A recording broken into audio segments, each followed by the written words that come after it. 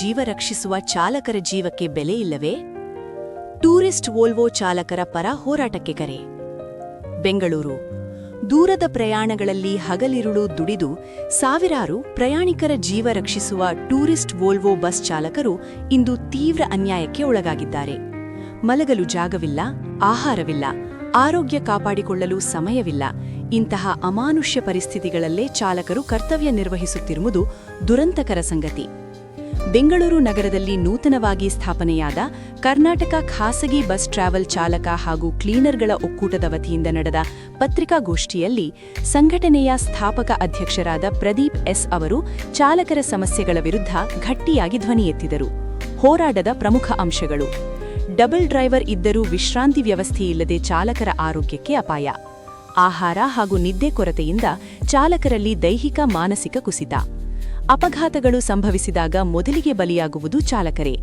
ಹಲವಾರು ಸಂದರ್ಭಗಳಲ್ಲಿ ಚಾಲಕರು ಪ್ರಾಣ ಕಳೆದುಕೊಳ್ಳುವುದು ಅಥವಾ ಅಂಗಾಂಗ ಕಳೆದುಕೊಳ್ಳುವುದು. ಬಸ್ಸಿಗೆ ಬೆಂಕಿ ಬಿದ್ದಂತಹ ತುರ್ತು ಸಂದರ್ಭಗಳಲ್ಲಿ ಚಾಲಕರಿಗೆ ರಕ್ಷಣೆಯೇ ಇಲ್ಲ. ಅಪಘಾತದ ನಂತರ ಸಾರ್ವಜನಿಕರು ಮತ್ತು ಬಸ್ ಮಾಲೀಕರಿಂದ ಅಮಾನವೀಯ ವರ್ತನೆ.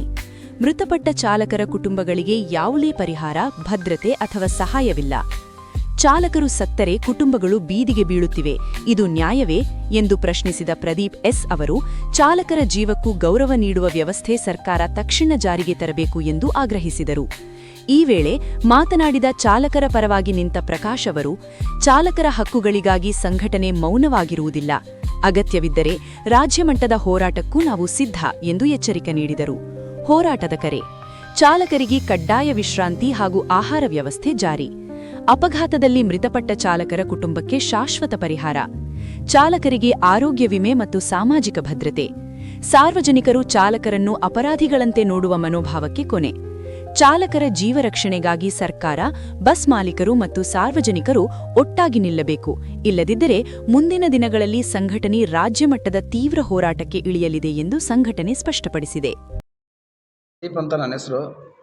ಕರ್ನಾಟಕ ಖಾಸಗಿ ಬಸ್ಸು ಟ್ರಾವೆಲ್ಸ್ ಚಾಲಕರ ಒಕ್ಕೂಟದ ಅಧ್ಯಕ್ಷರು. ವಿಚಾರ ಏನಂದರೆ, ಪ್ರೆಸ್ ಮೀಟ್ ಬರೋ ಕಾರಣ ಏನಂದರೆ, ಚಾಲಕರಿಗೆ ದೌರ್ಜನ್ಯ, ದಬ್ಬಾಳಿಕೆ ತುಂಬಾ ಮಿತಿಮೀರಿ ಹೋಗಿದೆ.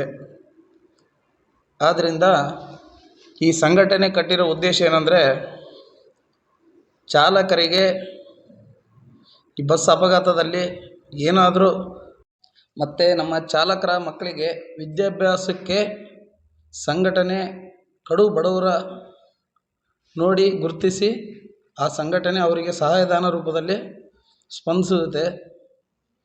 ಮತ್ತು ಅವರಿಗೆ ಚಿಕಿತ್ಸೆಗೆ, ತುರ್ತು ಚಿಕಿತ್ಸೆಗೆ ಸಂಘಟನೆಯೂ ಭರಿಸುತ್ತೆ. ನಾವು ಚಾಲಕರಾಗಿ ಈಗ 25 ವರ್ಷದಿಂದ ಕೆಲಸ ಮಾಡ್ತಿದ್ದೀವಿ.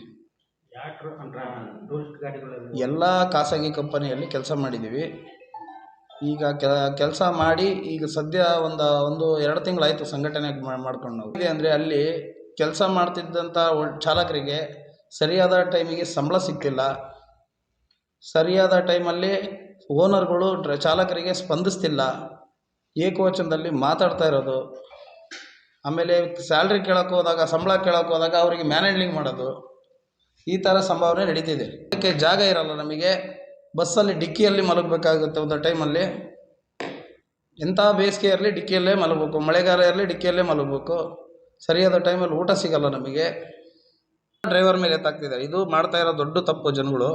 ದಯಮಾಡಿ ಕರ್ನಾಟಕ ಜನತೆಗೆ ಏನು ಹೇಳ್ತೀನಿ ಅಂದರೆ, ನಿಮಗೆಲ್ಲ ಕೈ ಮುಗಿದು ಹೇಳ್ತೀನಿ, ಡ್ರೈವರ್ಗಳ ಮೇಲೆ ಹಲ್ಲೆ ಮಾಡಬೇಡಿ. ಡ್ರೈವರ್ದು ಯಾವುದೇ ತರಹ ತಪ್ಪಿಲ್ಲ. BS6 ವೆಹಿಕಲ್ಲು, ಈಗ ಬಿಟ್ಟಿರೋಂಥ ವೆಹಿಕಲ್ಲು. ಒಂದು ವೈರ್ ಶಾರ್ಟ್ ಆಯಿತು ಅಂದರೆ ಆಟೋಮೆಟಿಕ್ ಗಾಡಿ ಬೆಂಕಿ ಹತ್ತಿ ಉರಿಯುತ್ತೆ. ಮತ್ತೇನಂದರೆ, ಗಡಿ ಕರ್ನಾಟಕ ಗಡಿ ಬಿಟ್ಟು ಹೋಗ್ತೀವಿ. ಮಹಾರಾಷ್ಟ್ರ ಆಗಲಿ, ತಮಿಳ್ನಾಡು ಆಗಲಿ, ಮತ್ತು ಹೈದರಾಬಾದ್ ಆಗಲಿ ಹೋಗ್ತೀವಿ. ಅಲ್ಲಿ ಕರ್ನಾಟಕ ಚಾಲಕರ ಮೇಲೆ ದೌರ್ಜನ್ಯ, ದಬ್ಬಾಳಿಕೆ ಸಿಕ್ಕಾಪಟ್ಟೆ ನಡೀತದೆ. ಯಾವುದೇ ತರಹ ಓನರ್ಗಳು ಇದನ್ನು ಜವಾಬ್ದಾರಿ ತಗೊಳ್ಳಲ್ಲ. ಈ ಸಂಘಟನೆ ಅದಕ್ಕೋಸ್ಕರ ಕಟ್ಟಿರೋಂಥ ಸಂಘಟನೆ. ನಮ್ಮ ಚಾಲಕರಿಗೆ ಇನ್ನು ಮುಂದೆ ಭದ್ರತೆ ಸಿಗಲಿ ಅಂತ ಕಟ್ಟಿರುವಂಥ ಸಂಘಟನೆ ಇದು. ಮುಗಿದು ಕೇಳ್ತಾ ಇದ್ದೀನಿ, ಕರ್ನಾಟಕದ ಜನತೆಗೆ ಡ್ರೈವರ್ ಮೇಲೆ ಹಲ್ಲೆ ಮಾಡೋದು ನಿಲ್ಲಿಸಿ. ಆಮೇಲೆ ಸಂತೋಷ್ ಲಾಡ್ ಅವ್ರಿಗೆ ಕೈ ಮುಗಿದು ಕೇಳ್ತಿದ್ದೀನಿ, ಸಿದ್ದರಾಮಯ್ಯ ಅವ್ರಿಗೆ ಕೈ ಮುಗಿದು ಕೇಳ್ತಾ ಇದ್ದೀನಿ, ಇದನ್ನು ಸರ್ಕಾರ ಗಮನ ತಗೊಂಡು ನಮ್ಮ ಚಾಲಕರಿಗೆ ಭದ್ರತೆ ಕೊಡ್ಬೇಕಂತೇಳಿ ತಮ್ಮಲ್ಲಿ ಕೇಳ್ಕೊತೀವಿ. ನಮ್ಮ ಚಾಲಕರ ಆಫೀಸ್ ಬಂದು ಯಶವಂತಪುರ ಕಂಠೀರವ ಸ್ಟುಡಿಯೋ ಟರ್ಮಿನಲ್ ಒಳಗಡೆ ಆಫೀಸ್ ಇದೆ. ಆಮೇಲೆ ನಮ್ಮ ಸಂಘಟನೆಯಲ್ಲಿರೋಂಥ ಮೆಂಬರ್ಸು 3,000 ಜನ ಮೆಂಬರ್ಸ್ ಇದ್ದೀವಿ. ದಯಮಾಡಿ ಕ್ಲೀನರ್ಸು ಮತ್ತು ಡ್ರೈವರ್ ಎರಡೂ ಸೇರಿ 3,000 ಜನ ಇದ್ದೀವಿ. ಇನ್ನೂ ಹೆಚ್ಚಿನ ಮಟ್ಟಕ್ಕೆ ಇದು ದೊಡ್ಡದಾಗಿ ಬೆಳೀಲಿ ಅಂತೇಳಿ ನಾನು ಚಾಲಕರಲ್ಲಿ ವಿನಂತಿ ಮಾಡ್ಕೊಳ್ತೀನಿ. ಏನು ಅವರ ಸಮಸ್ಯೆಗಳ ಬಗ್ಗೆ ಅವರು ನೊಂದು ಹೃದಯದಿಂದ ಈಗ ಏನು ಹೇಳಿದ್ರು ಅದರ ಬೆಂಬಲವಾಗಿ ನಾನು ಒಂದೆರಡು ಮಾತಾಡಲಿಕ್ಕೆ ಇಷ್ಟಪಡ್ತೀನಿ. ಸಾಕಷ್ಟು ಈಗೇನು ಅಪಘಾತಗಳು ಜರುಗಿದ್ದಾವೆ, ಚಾಲಕರ ಮೇಲೆ ಅಮಾನುಷವಾಗಿ ನಡ್ಕೊಂಡಿದ್ದಾರೆ, ಪಬ್ಲಿಕ್ಸು ನಡ್ಕೊಂಡಿದ್ದಾರೆ, ಖಾಸಗಿ ವಾಹನಗಳ ಮಾಲೀಕರು ಅವ್ರ ಮೇಲೆ ದೌರ್ಜನ್ಯ ಮಾಡಿದ್ದಾರೆ, ಅವರಿಗೆ ಸೂಕ್ತ ರಕ್ಷಣೆ ಇಲ್ಲ. ಸರ್ಕಾರದಿಂದಲೂ ಯಾವ ಕೋಚ್ಗಳ್ಸ್ ಏನು ಬಸ್ಸುಗಳು ಏನದಾವೆ ಅಲ್ಲಲ್ಲೇ ಎಲ್ಲ ಅಪಘಾತ ಆಗಿ ಫೈರ್ ಆಗಿದ್ದಾವೆ. ಸಾಕಷ್ಟು ಕುಟುಂಬಗಳು ಸುಟ್ಟು ಹೋಗಿದ್ದಾವೆ. ಅದರ ಜೊತೆಲೆ ಡ್ರೈವರು ಕೂಡ ಸಜೀವವಾಗಿ ದಹನ ಆಗಿದ್ದಾರೆ. ಬಟ್ ಅದ್ರ ಬಗ್ಗೆ ಯಾರು ಕೇರ್ ಮಾಡ್ತಿಲ್ಲ.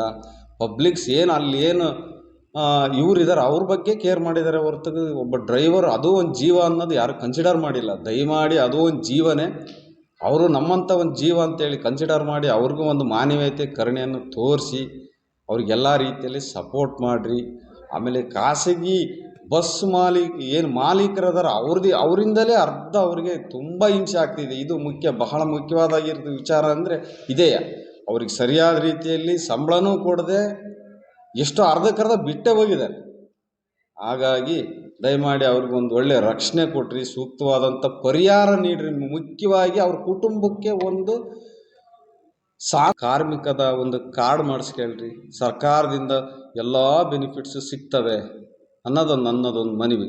ಯಾಕಂದರೆ ನೀವು ಎಲ್ಲೋ ಹೊರಗಡೆ ಹಗಲು ರಾತ್ರಿ ಅಂದೇ ಚಾಲನೆ ಮಾಡ್ತಿರ್ತೀರ, ಅಪಘಾತ ಆಗಿ ಸಾವನ್ನೇ ಅಪ್ಪಿರ್ತೀರ. ಆದರೆ ನಿಮ್ಮ ಕುಟುಂಬಗಳು ಎಷ್ಟೋ ಬೀದಿಗೆ ಬಂದು ಇವತ್ತು ಜೀವನ ಮಾಡೋಕ್ಕಾಗದೇ ಇರೋವಷ್ಟು ಕಷ್ಟದಲ್ಲಿದ್ದಾರೆ. ಹಾಗಾಗಿ ಇದಿದ್ದರೆ ಸರ್ಕಾರನೂ ಕೂಡ ನೆರವಿಗೆ ಬರುತ್ತೆ ಅನ್ನೋದು ನಮ್ಮ ಒಂದು ಇದು. ಹಾಗೆಯೇ ಸರ್ಕಾರನ ಇದನ್ನ ಗಂಭೀರವಾಗಿ ಪರಿಗಣಿಸಿ ಚಾಲಕರ ಪರವಾಗಿ ನಿಂತ್ಕೊಂಡು ಈ ಸಭೆಯಲ್ಲಿ ಸದನದಲ್ಲಿ ಇದನ್ನ ಚರ್ಚೆ ಮಾಡಿ ಅವ್ರಿಗೊಂದು ನ್ಯಾಯ ಕೊಡಿಸ್ರಿ ಅಂತೇಳಿ ನಮ್ಮ ಈ ಮೂಲಕ ನಾನು ಕೇಳ್ಕೊಳ್ತಾ ಇದ್ದೀನಿ. ವರದಿ ಪ್ರೇಮ್. ನಮ್ಮ ಚಾನಲ್ ಅನ್ನು ಫಾಲೋ ಮಾಡಿ, ಸುದ್ದಿ ಶೇರ್ ಮಾಡಿ, ಸಬ್ಸ್ಕ್ರೈಬ್ ಹಾಗೂ ಲೈಕ್ ಮಾಡಲು ಮರೆಯದಿರಿ. ಸಿ ಟೌನ್ ನ್ಯೂಸ್ ಧನ್ಯವಾದಗಳು.